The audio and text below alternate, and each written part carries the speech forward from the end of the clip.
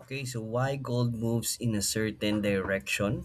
Okay, so buray mo natin itong mga drawings natin and we'll put all of the factors here. So number one, US dollar.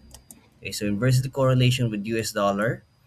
And pag mataas si dollar, yan, high dollar equals gold down. Okay? So you will check yung economic data ng US with Forex Factory and anything na lumabas doon, halimbawa kung merong ADP or NFP, kung mataas yung economic data doon na in favor of US dollar, then gold will go down. And also, high US dollar itself, the currency itself, and you look at the US dollar here. So DXY is near near the highs, no? So yeah, uptrend. US 10 year, it's actually, you know, it's still as well on an uptrend. Okay, so that's the reason why if you take a look at gold, yeah, gold is going down. Okay, so that's number one. And number two, no, inflation. Okay, so yeah, number two, inflation. And kapag mataas ang inflation, especially if you look at oil, yan.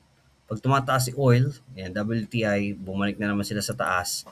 And if they're going up, usually all the other metals, especially gold, is going down. Okay, so sabay-sabay lahat ng metals, gold, silver, platinum, palladium going down because oil and yun nga, crude oil, no, WTI, Brent is going up.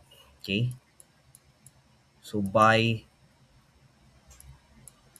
oil. Okay, so ang number one kasi na scenario ngayon is that we are we are just on a range bound and medyo wala pang solusyon ang US sa Iran, no? So they're constantly looking for diplomatic ways to end the conflict, pero yun nga, wala pa rin talagang ah, sagot, no? Wala pa rin talagang nangyayari. And number three, okay, so number three is yung interest rate. Okay?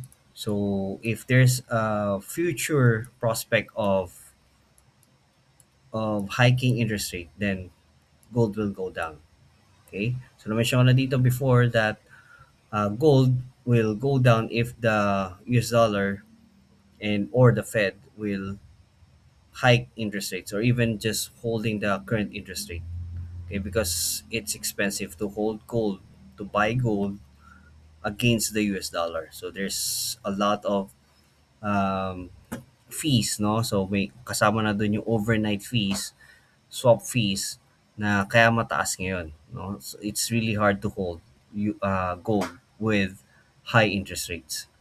Okay, so those are the factors and what we can do. How do we trade gold right now? So again, with all of the conflict and everything, so we are still looking at gold being range bound, okay, with slightly leaning into bearish, no? So, pero again, we're just one news away para bumalik si gold sa taas, packet sa taas. Okay? So, bakit one news away? Kasi if the US and Iran, which is constantly uh, na ano nila, no, inaayos nila. So, kung palagi yan at natuluyan ng natapos yung US and Iran war, then gold may go up. Okay?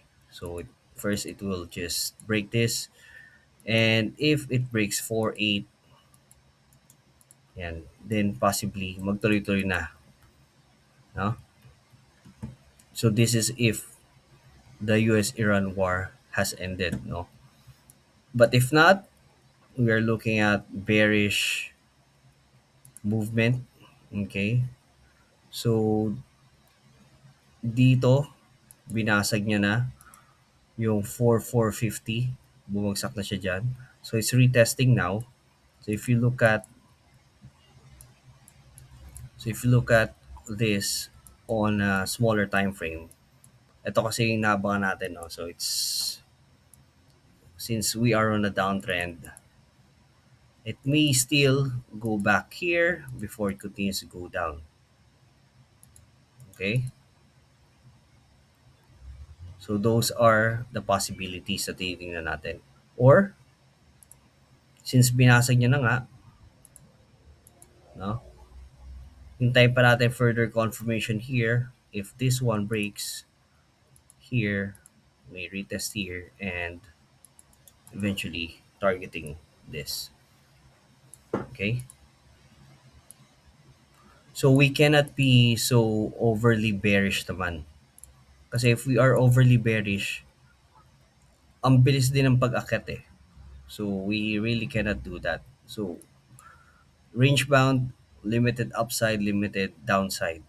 Okay, so this is the most that we can target, tong 4,365.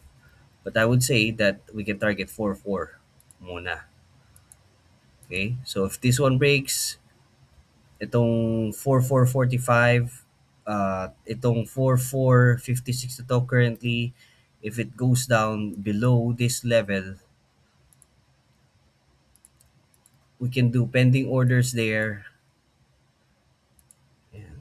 We can do pending orders targeting 4-4. And it's gonna give us 1 is to 2.63 risk to reward ratio. Okay? So, check natin yan. Save nyo lang tong video na to para ma-check natin kung nag-materialize itong target natin na to. Itong system natin na to na um, itong setup natin na to. And if you want to learn more about forex trading and also live trade management, you can check the link in my bio for the community, and you can join our community where I provide trade signals, live trade signals, real-time trade management, and all educational materials there. It's all for free. I hope to see you there.